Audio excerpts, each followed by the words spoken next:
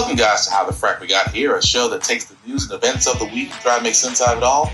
I'm your host, the most Will Buchanan, and on this show, we simply are all about the facts. There are plenty of news stations out there that simply want to do anything short but inform you. Here at How the Frack We Got Here, that's all we believe in. We go up to the left, we go up to the right, we go up to the middle of independence. We go after all sides because there's more than one side of a story to everything. And you need to know it all in order to actually formulate your own opinion. And that's what we try to do here at How the Frack We Got Here. Thanks for listening, and hold on. It's going to be fun. All right, guys. Today's date, July the 12th, 2023, and this is How the Frack We Got Here. I'm host the most Will Buchanan, How the Frack We Got Here. We do take the events of the week and try to make sense out of it all. Before I do get started, guys, let you know that we are a news podcast, which means we try to give you the best news from the most reputable sources. I'm not talking about Fox News or any of those other places because they're not real news sites. At the same time, we do try to maintain a level of professionalism, so we do try not to use cuss words a lot, but hey, sometimes words do fly.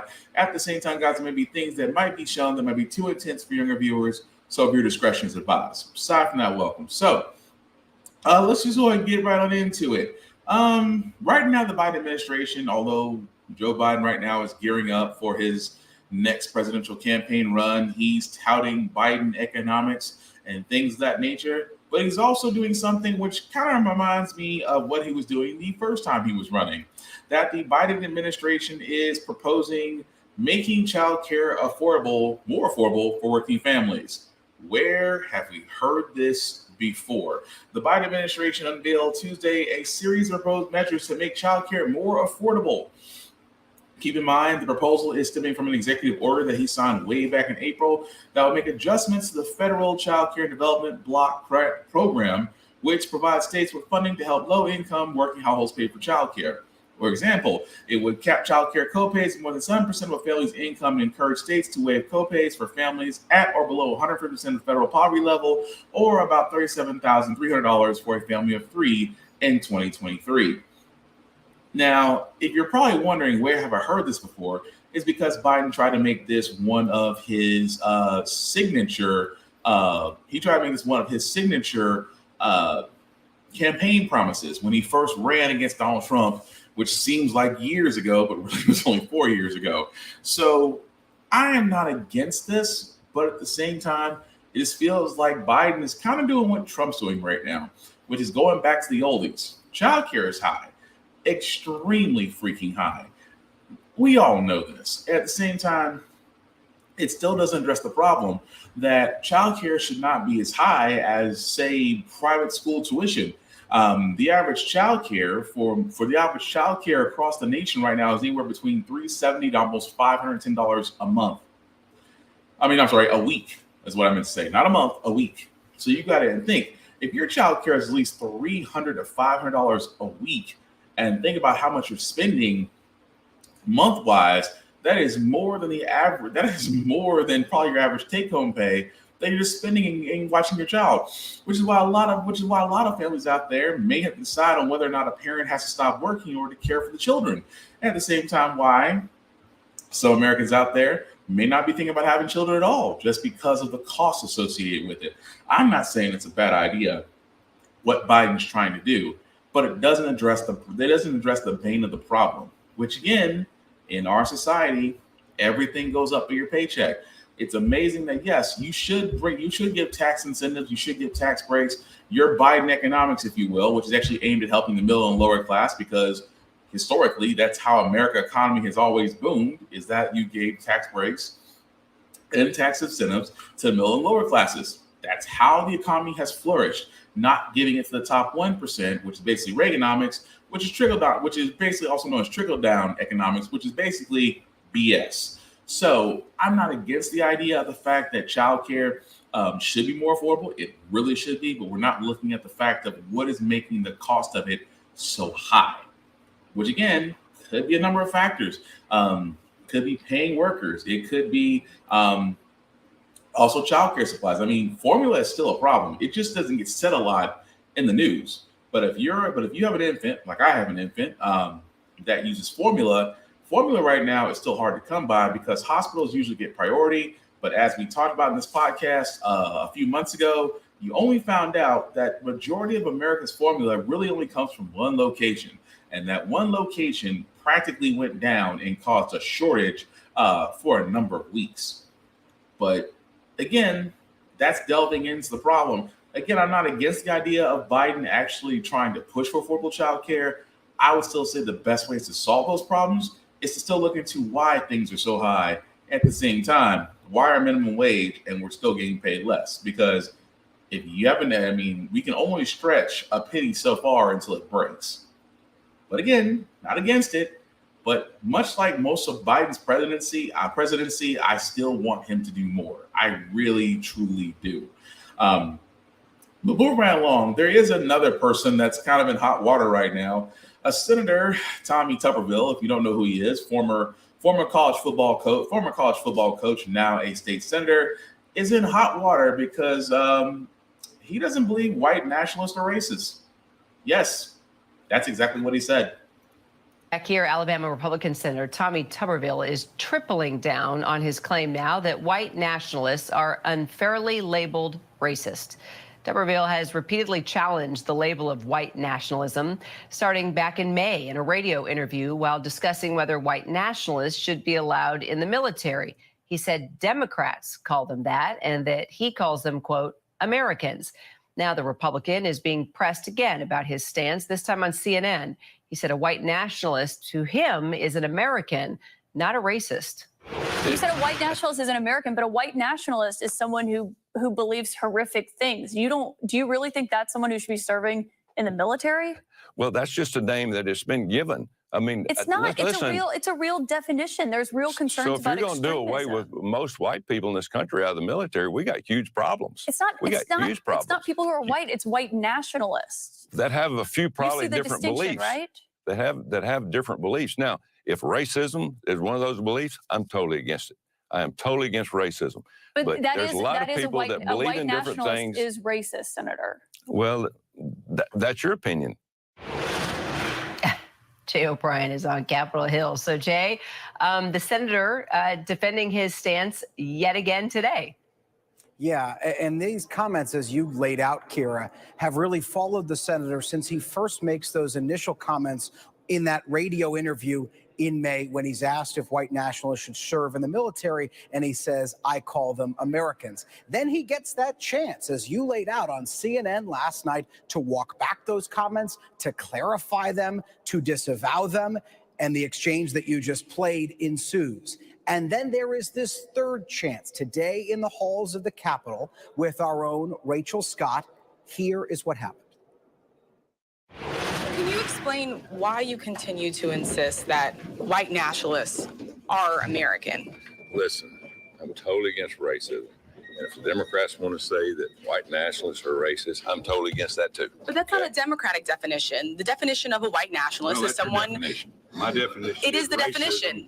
The definition. The definition is that the belief that the white race is superior to all other races. Totally out of the question. So do you believe that white nationalists are racist? Yes, if that's what a race is, yes.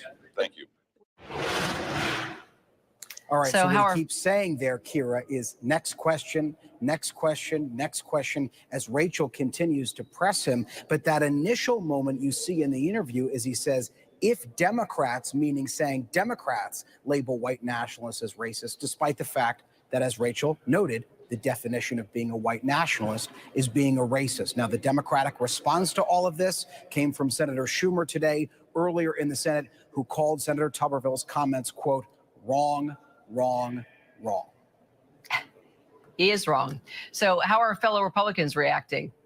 Well, on the other side of the aisle, we heard from the top Republican in the Senate. Senator Schumer is the top Democrat, and the top Republican, Senator Mitch McConnell, saying, I'll quote him directly here, white supremacy is simply unacceptable in the military and in our home country. So him drawing a stark line, rebuking Senator Tuberville as well. We're waiting to see what the level of reaction is from other Senate Republicans as they interact with reporters over the course of the day. But certainly the top Republican in the Senate saying that he also condemns Tuberville's comments. Well, Senator Tuberville is also moving on to other issues like blocking some military nominations because because of his opposition to this Pentagon policy on service member abortion access. What's the latest there? Well, that's something that Republicans are not so willing to rebuke Senator Tuberville over. This is him again holding up an estimated 260 senior military nominations because of his opposition to that abortion policy. And Democrats are hoping Republicans can pressure him to give up that and let those nominations through. Here is what one Democrat and one Republican told me earlier today. Have you seen an appetite from Republicans on the committee to put pressure on Senator Tuberville? I think they've been doing it quietly, but I think that now it takes more political posture. The DOD, though, calls this a national security risk. Does that concern you? Well, look, they're lobbying. And if this is a national security risk, as they're suggesting, then they should make contact with Senator Tuberville and work this out. It's a two-way street. So the first gentleman you heard from there is Senator Jack Reed, who is the chair of the Senate Armed Services Committee, and he is a Democrat, and he's calling on Republicans to exert pressure on Tuberville. On the other side of that, you heard Mike Rounds, senator from South Dakota, who said he wants the DOD and Tuberville to get in a room and hammer this out, presenting this more as something that can be negotiated. But Tuberville saying he's not going to back down unless there's some change to this abortion policy, and that doesn't look on the horizon. So what the off-ramp here is still unclear. So let's back up the truck for a second. Two things. There's a reason why Tommy Tuberville is in the news. First one, for all those that don't know, nationalist is a racist. That's the actual definition of a nationalist. People get that confused with patriotism. No, patriotism and nationalism are two different things. Nationalism are what Trump fans think they are. That's pretty much it. Tommy Tuberville, again, is from Alabama, good old boy territory. And his father before him had some very questionable views. It seems the son is not too far away. At the same time, he's not going to call nationalists racist. They're his biggest donor base. And why are we surprised coming from a red state? And the fact that kudos to the reporter for pressing him, which is what I wish all reporters should do. All journalists really should be pressing and call these politicians out on their BS. Because Tuberville was given multiple chances, like, are you sure that's the hill you want to die on? Saying that nationalists aren't racist, and that if the Democrats label them as racist, then I guess I agree. No, that is the cop-out. Say what you mean, sir. Because I respect you more, but then again, he doesn't want to be seen as a racist. Because you know why? Racist kills votes, which you would think it would, considering the fact that DeSantis and others are still in power. But again, he's going to sit there because he doesn't want to be seen as a racist. Because here's the thing about racists and nationalists. They don't want to be, they can be seen and labeled as anything but racist because they don't want to be labeled their true nature. Because that true nature comes with consequences and social media cancellation. And at the same time, he's going to sit there and say, well, I can't be racist because I was a former college football coach that had plenty of minorities around me. How can I be racist? Oh, same way a murderer on a killing spree can have friends. That doesn't mean spit, especially in the world of college football. If you think college football is all about merit and student athletes and excellence and all this mess, if you think that's what college sports is about, my friend, you are either full of it or highly blind. College football is about money. It's always been about money. And if minorities who can run faster, jump higher, can play defense, can run offense, can run track, can bowl, can golf, can do any of the above, anything in the above that brings money and boosters to your school. That's what college sports is all about. So him saying that, well, he can't be racist because he's coached many minorities, remember where he came from, he's dealt with black kids. But you can't say black kids because apparently in the same word saying they're racist makes you look a little bit different. But no, Senator Tuberville, you can say what you want to say. You don't believe that white nationalists are racist? Cool.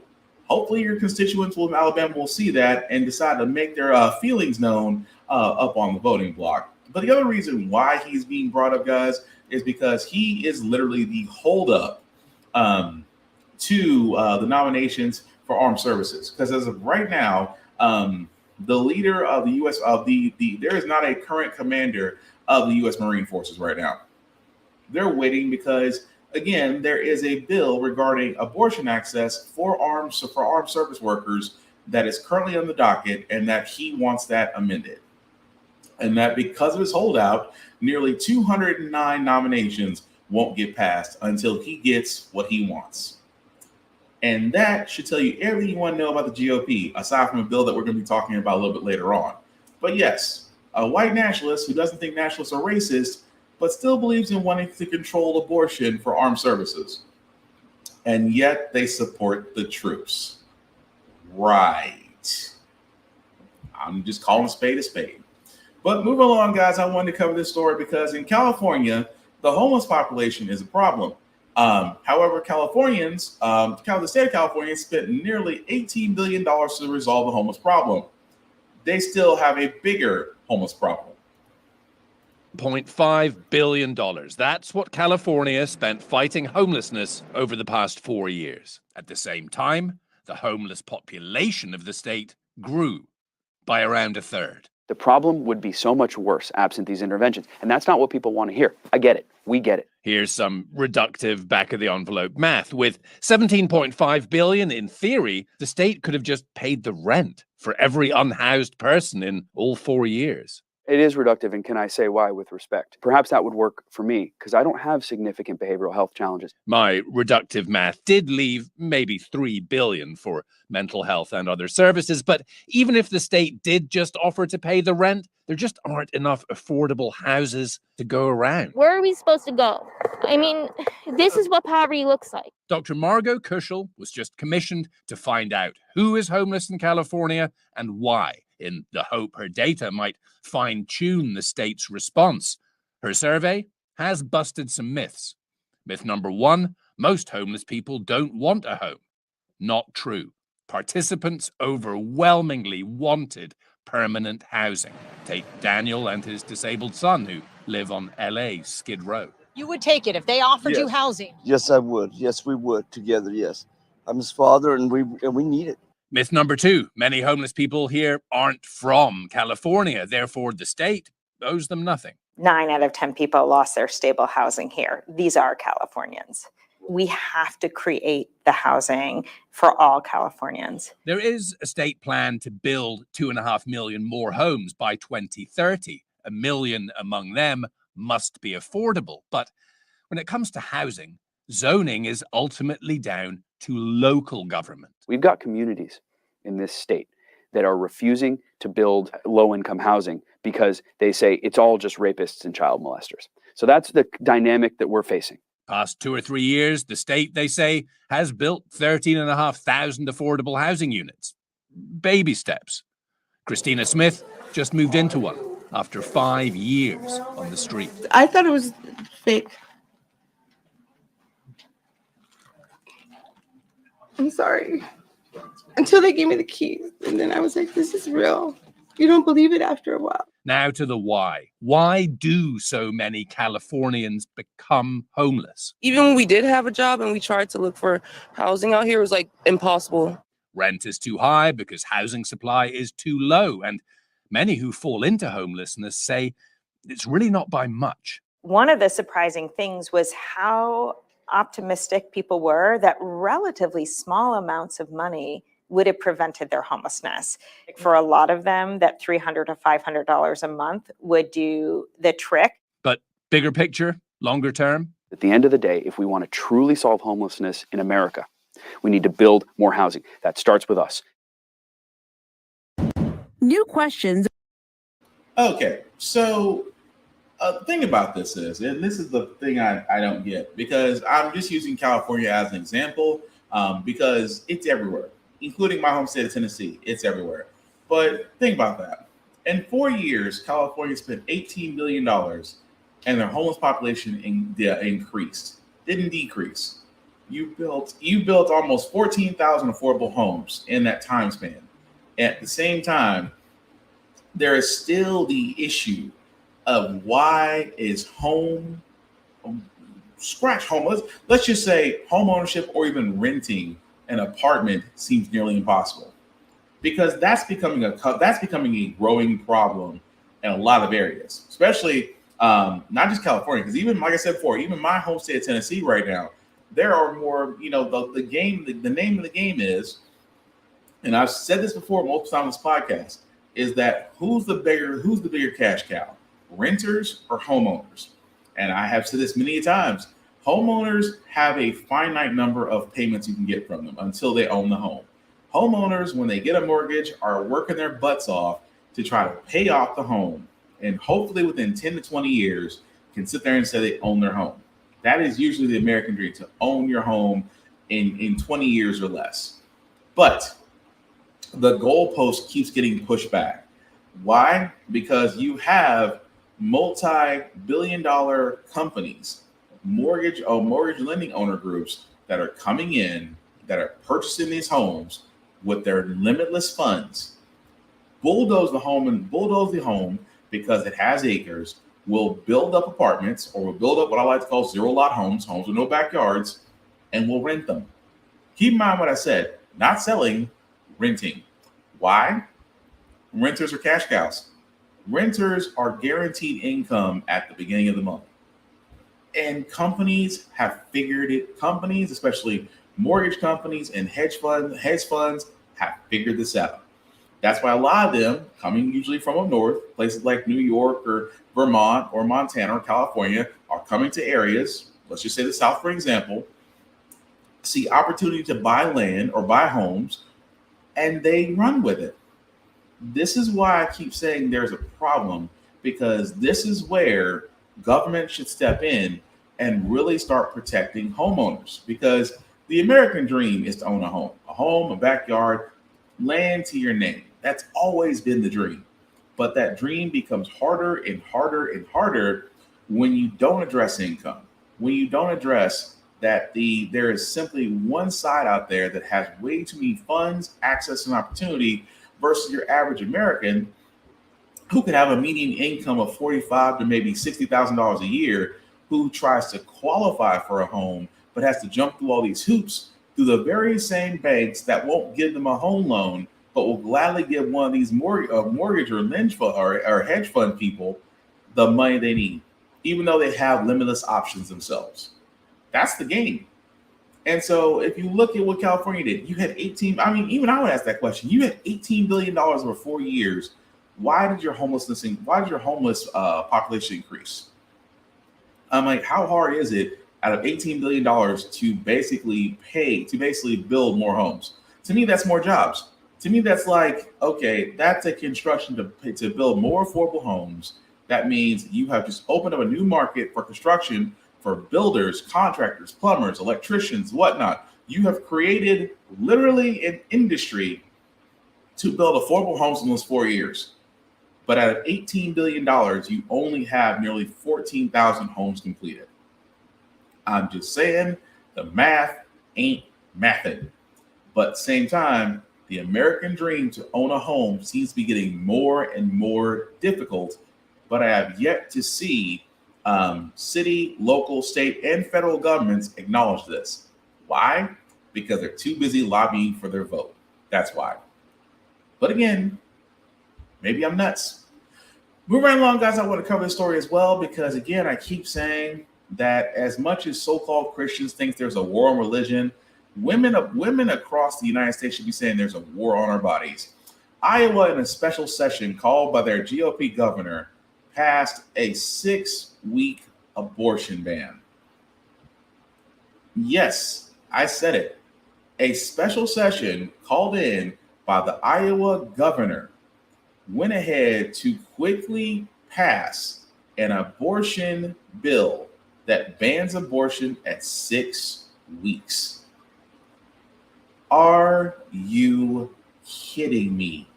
6 weeks. The bill is currently headed to the Senate right now for another vote before Governor Kim Reynolds, the one who called special session, can't wait to freaking sign it.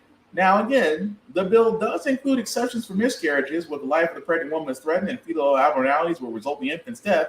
It also excludes exemptions for pregnancies resulting from rapes reported within 45 days and incest reported within 140 days. So you know what? They're not all bad guys, but as long as you get within that 45-day or 140-day range, as long as you report rape or incest within those time limits, it can't be all bad. 6 weeks. Most women really don't know they're pregnant till at least anywhere between 10 weeks and up. 6 weeks?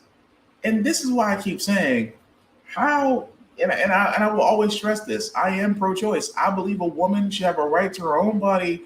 The choices and consequences, what she does with her body, are hers and hers alone. It is not for anybody else to decide. Whether you're religious,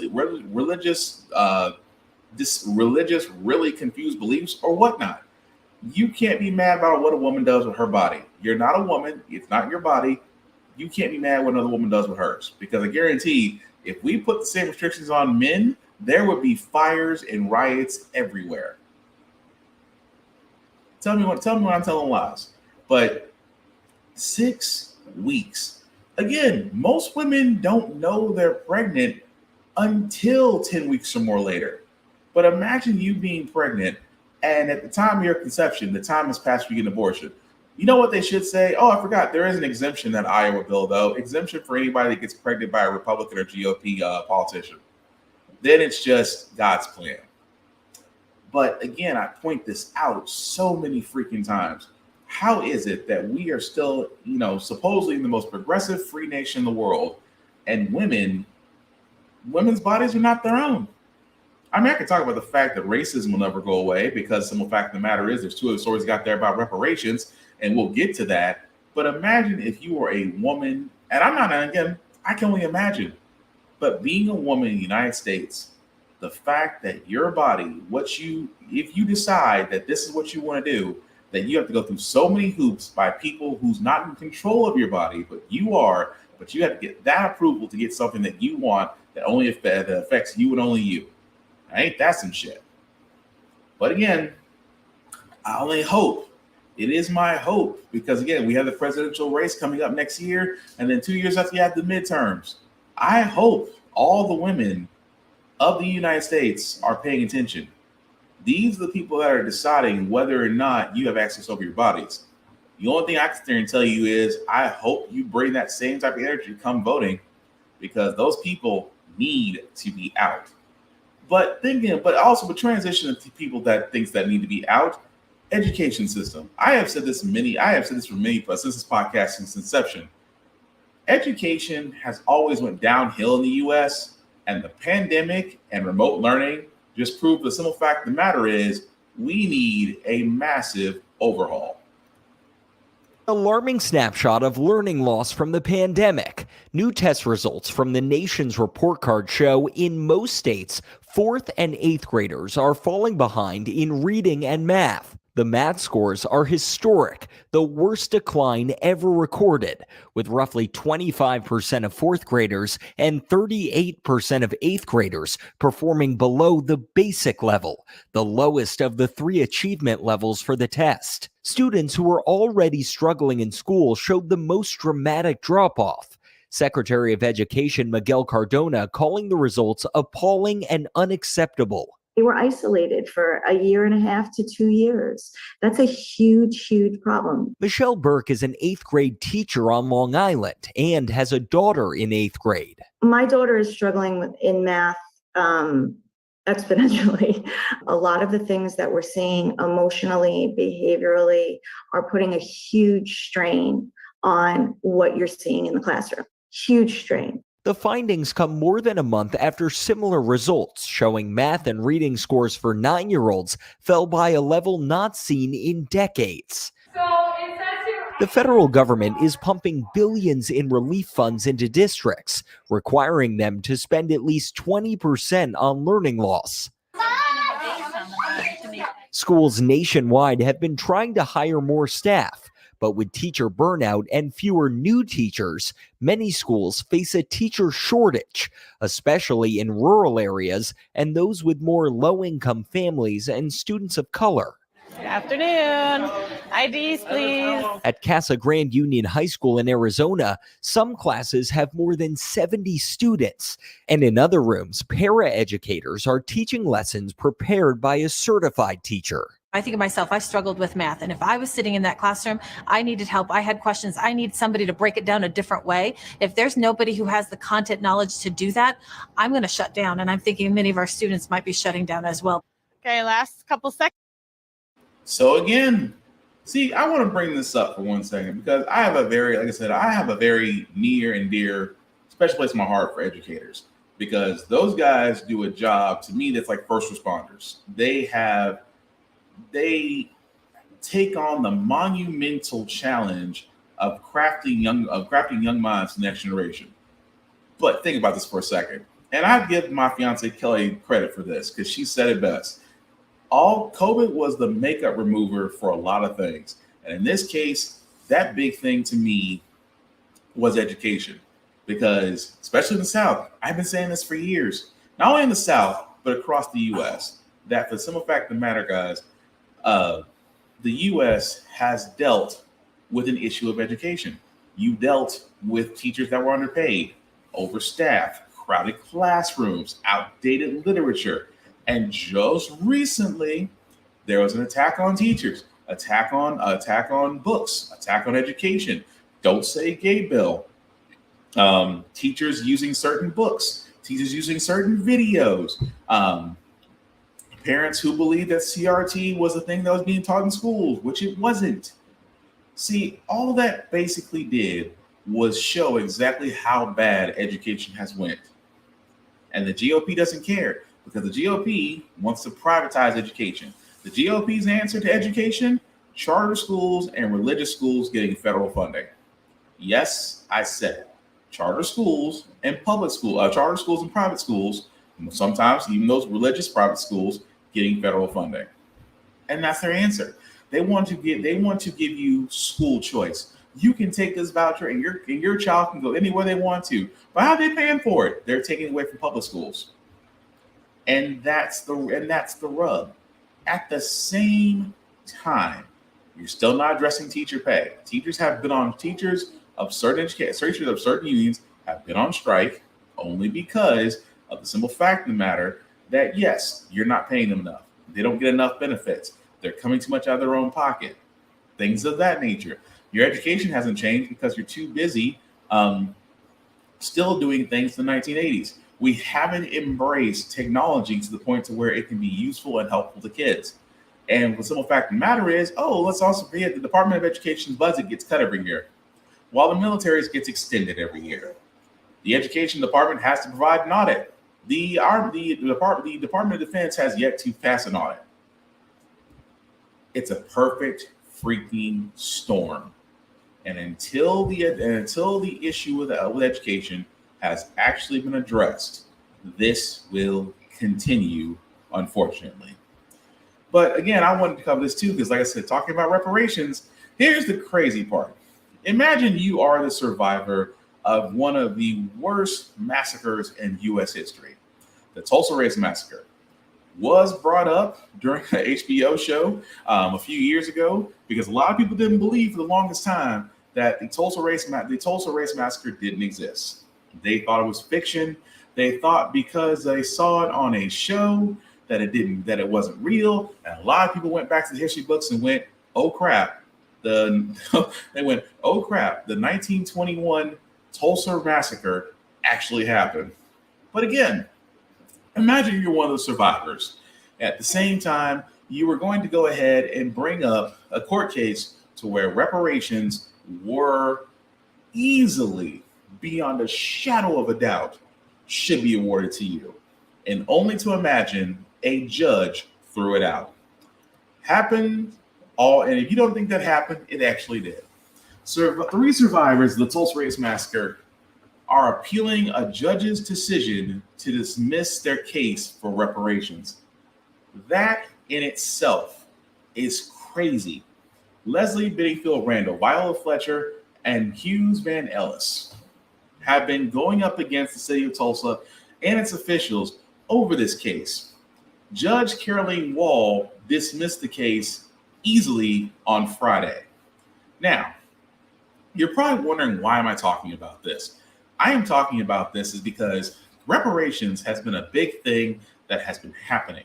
And for the simple fact of the matter, guys, We cannot sit there and say, despite how you may feel about it, and I say despite how you may feel, because a lot of people out there don't believe that Black people are not due reparations. I say easily, because one race moved forward while another race moved backward in 400 years.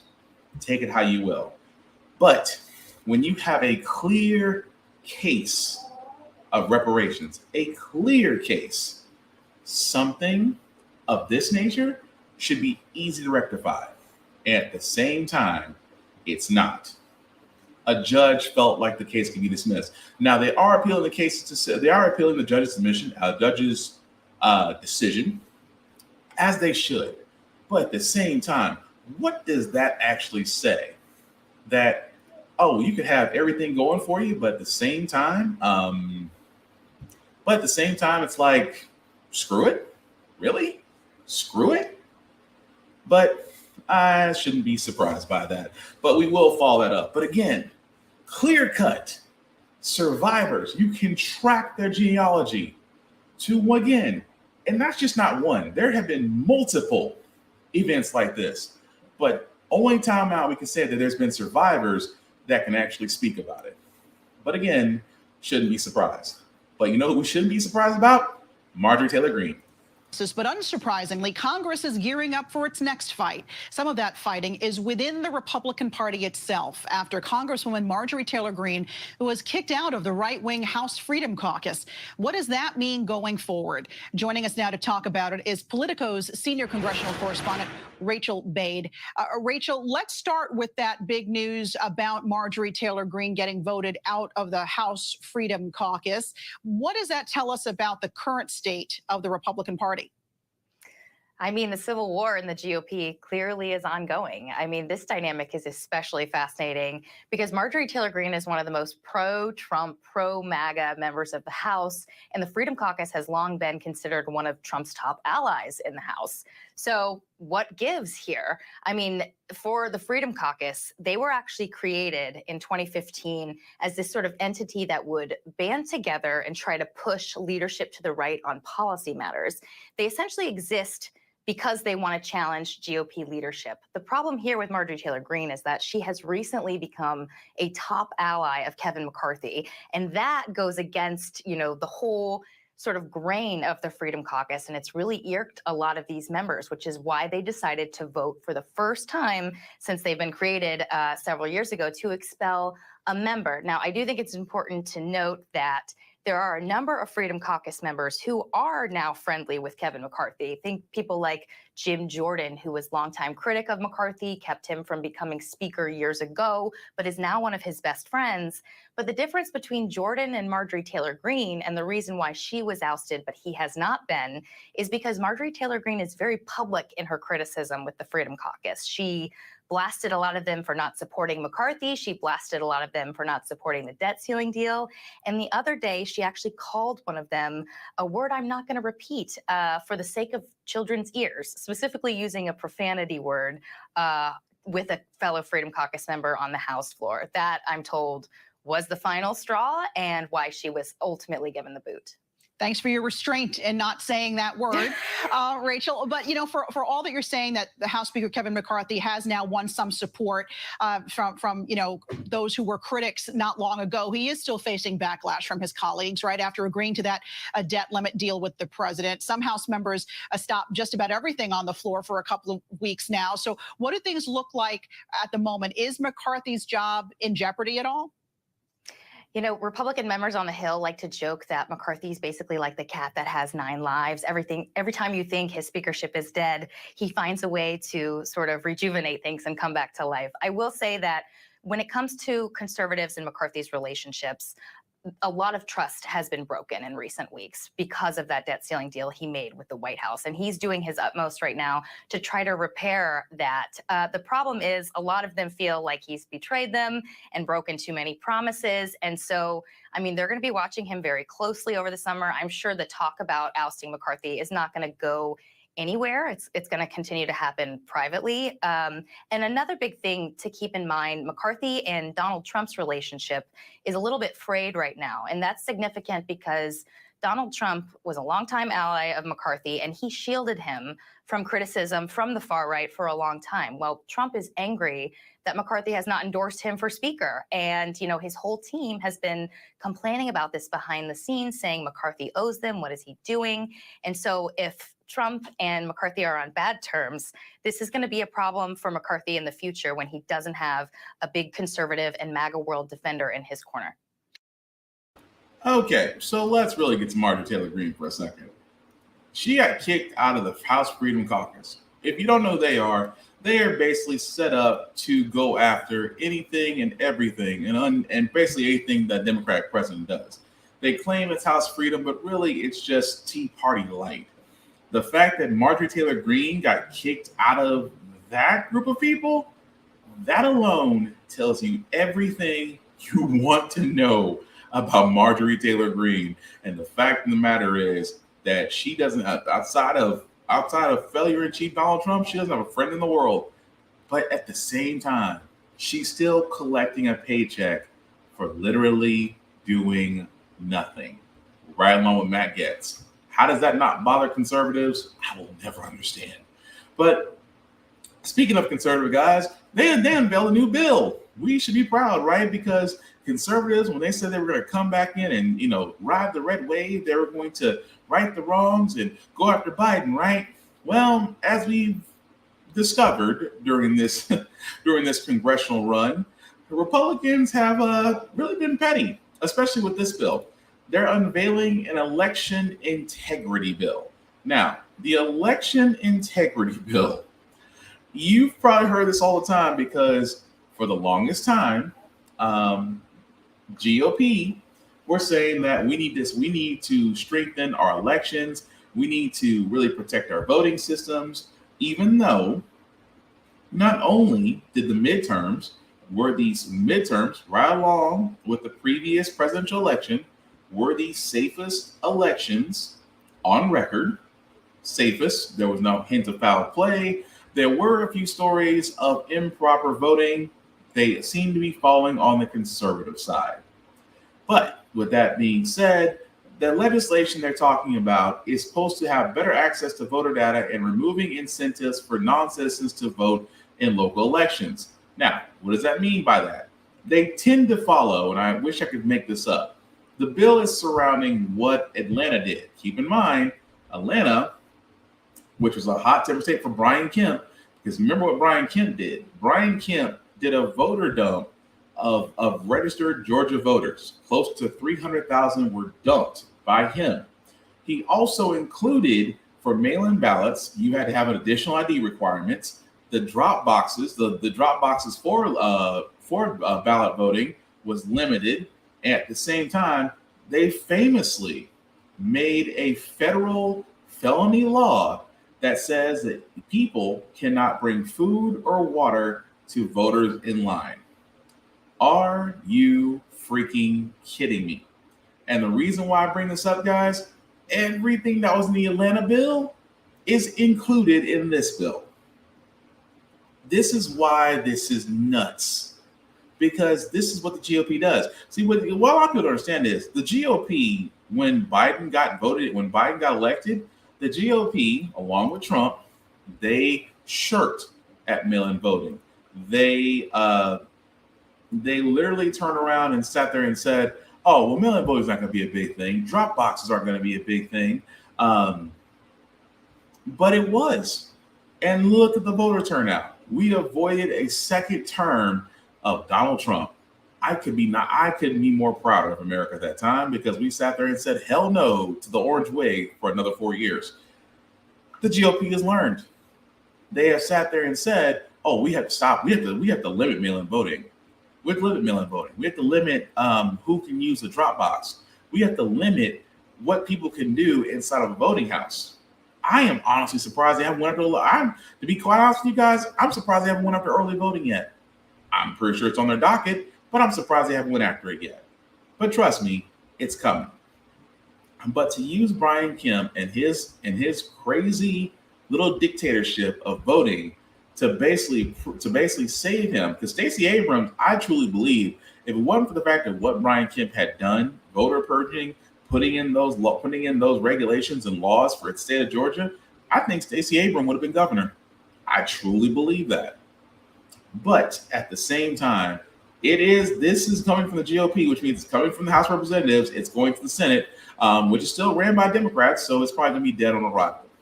But it is amazing to me, folks, that this entire time the GOP, because keep in mind, the House has been controlled by the GOP since January.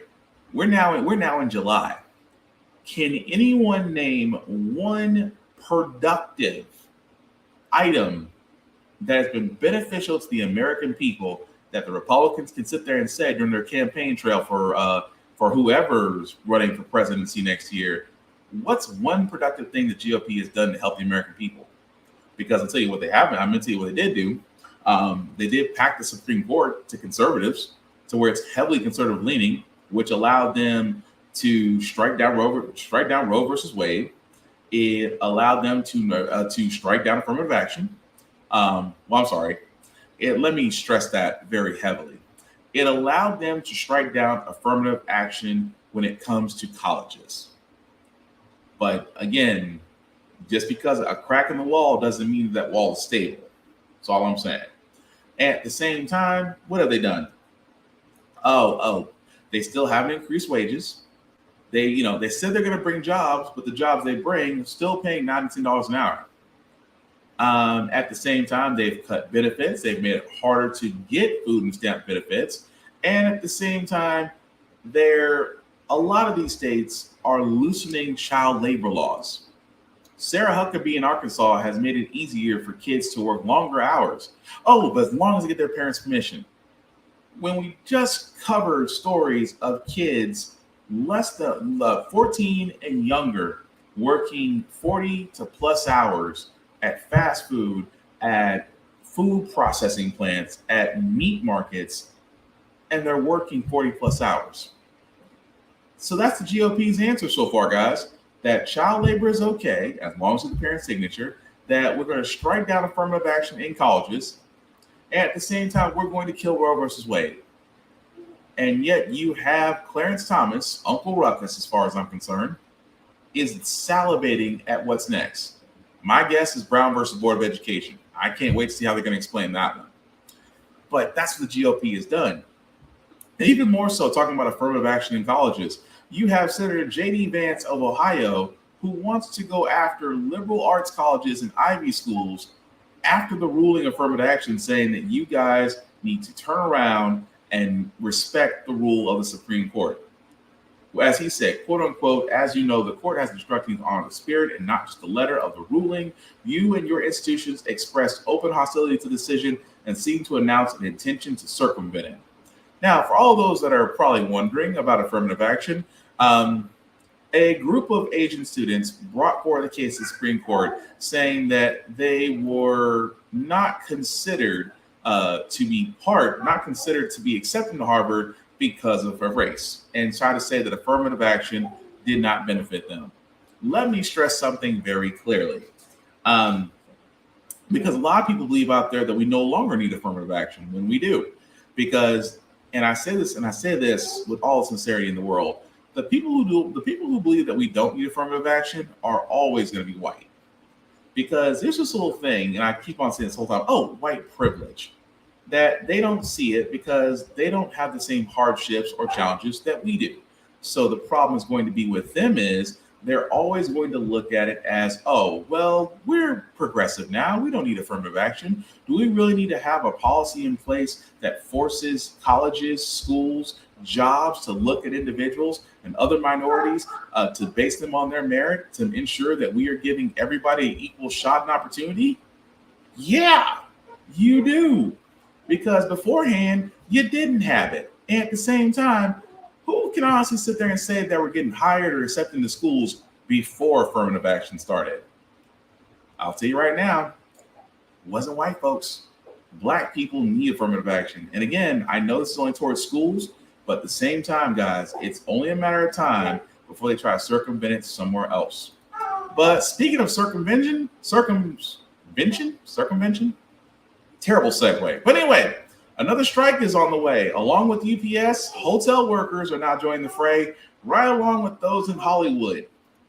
Southern California are hitting the picket lines this 4th of July holiday. The union representing local hospitality workers are demanding better working conditions as they seek a new contract.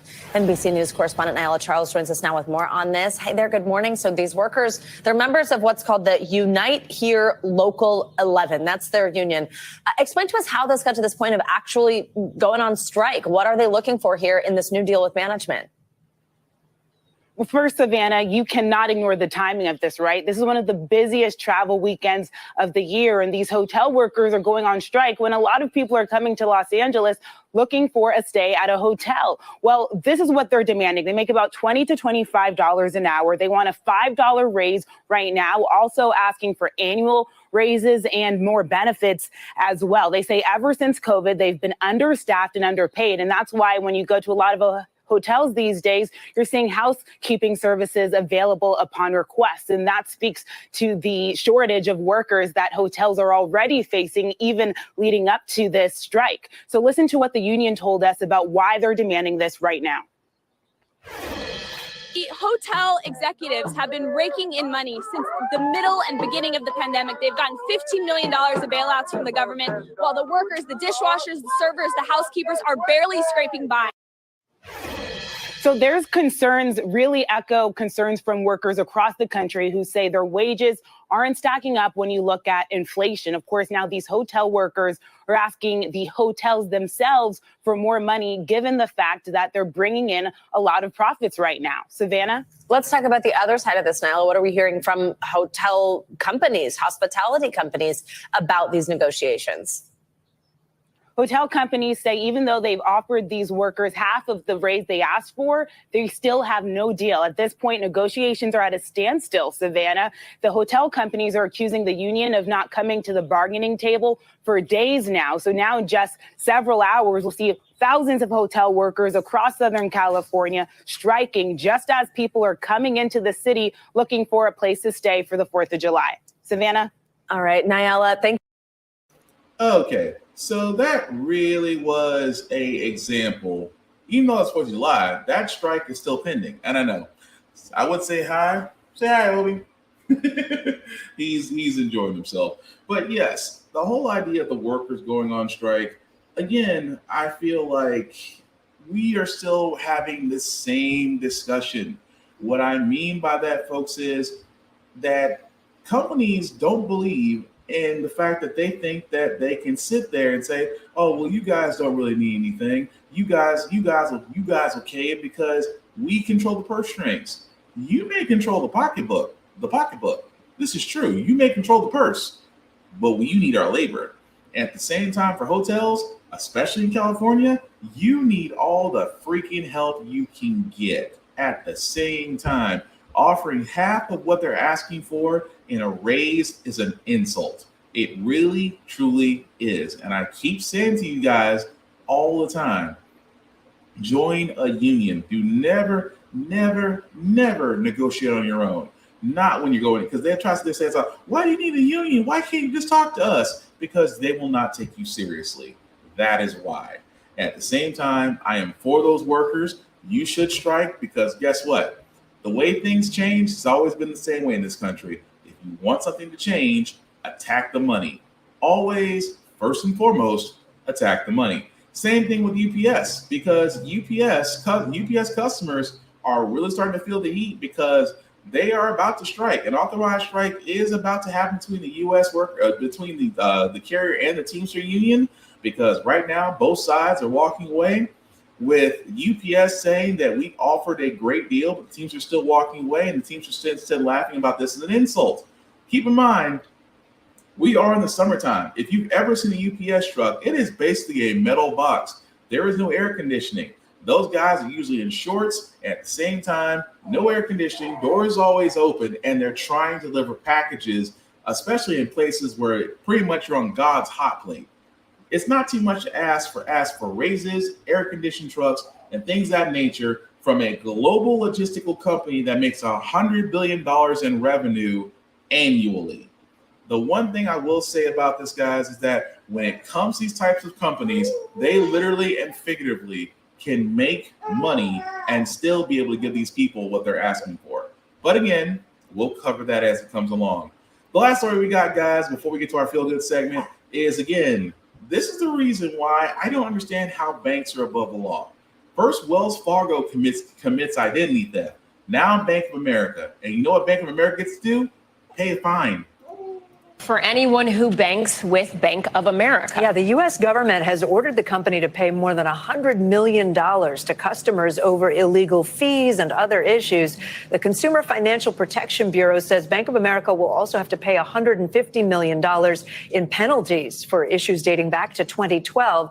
NBC News technology correspondent Jacob Ward is with us now. Yeah, Jake, take us through this. What exactly did the banks do here, and the bank rather, and have we heard anything from Bank of America? Well, so you guys, if you've ever had a non-sufficient funds fee, right now you have the money in your account and a check bounces, but then the bank dings you. Well, it turns out Bank of America was dinging people multiple times for the same overdrawn account, $35 every time, and not telling people about it, such that people could not come back at it. So they were double dipping on certain fees. They also turned out to have been withholding credit card reward points, and they were doing something that Wells Fargo had a big scandal around, you'll recall, which is opening accounts without customer consent. It's common practice in banks to incentivize people internally to try to get customers to open as many accounts as possible. It seems, according to the CFPB, that Bank of America may have been doing this among. So like the employees were opening an account. Using sensitive information in my name and your name and opening accounts you didn't know anything about in order to meet their goals inside. So full disclosure, I am a Bank of America customer. Oh, geez.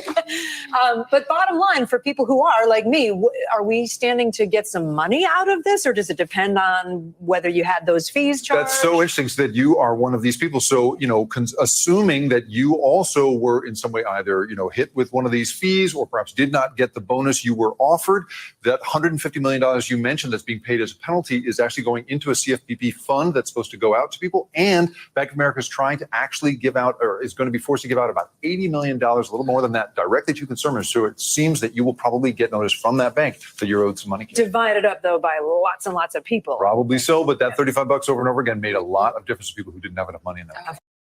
So it's crazy.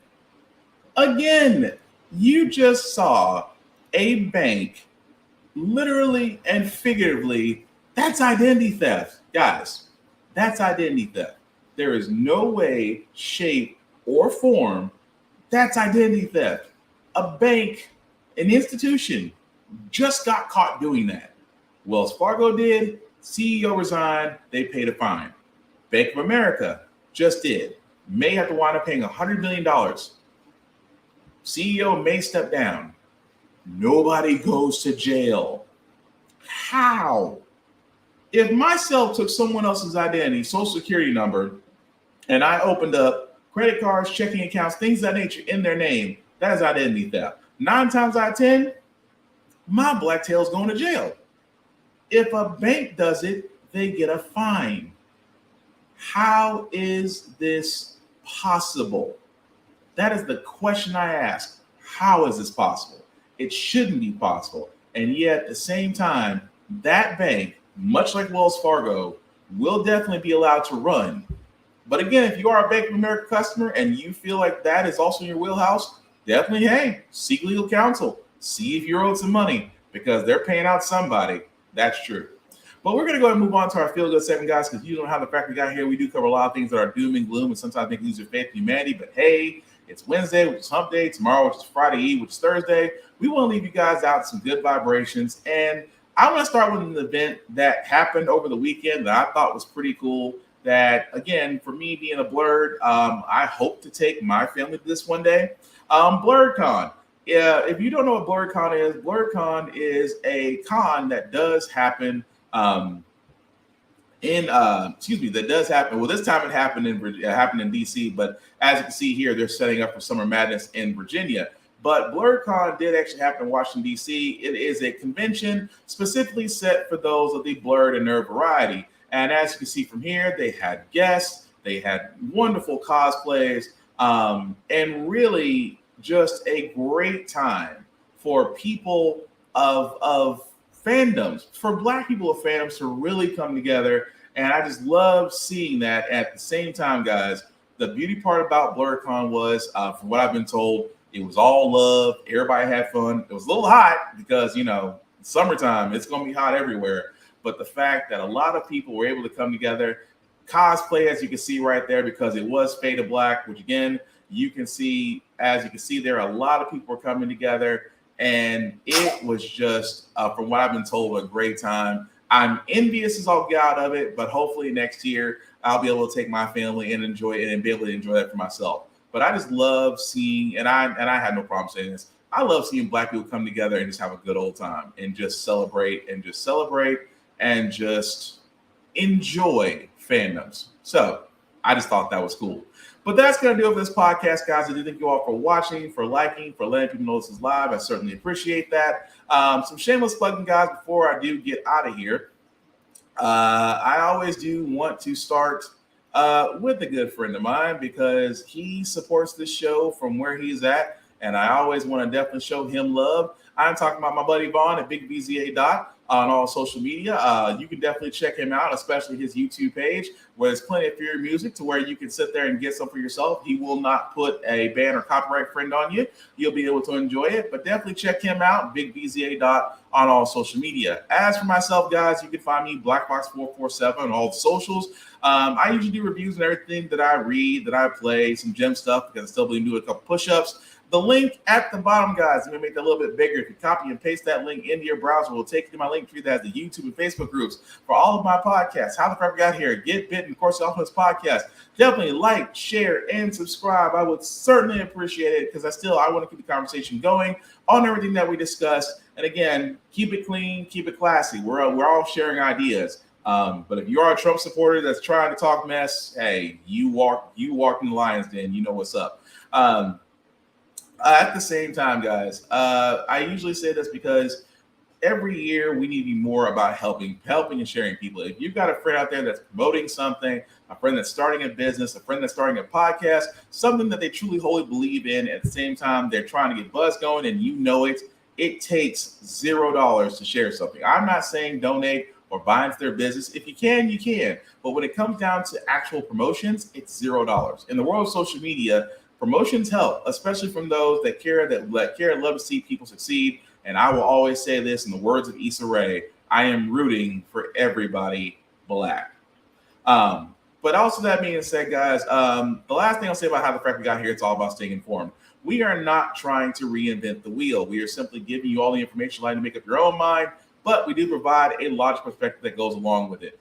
We do a better society once we're informed. We're progressive. We move forward. We try to right the wrongs of our past by making decisions now that we should have done back then, like electing our first Black woman to the Supreme Court, electing our first Black woman to the Federal Board of Governors, electing our first Black woman as the National Cybersecurity Advisor to the President, electing another military Black serviceman. All great things. When we don't learn from history, we are doomed to repeat it. That's why we keep asking ourselves, why does everything go up but your paycheck? Why do you keep electing different politicians, still the same old game in Congress? And most importantly, how the frack we got here. From me and from Obi. Thank you all guys for watching. Take care of yourselves and each other, and we will all get through this. Peace.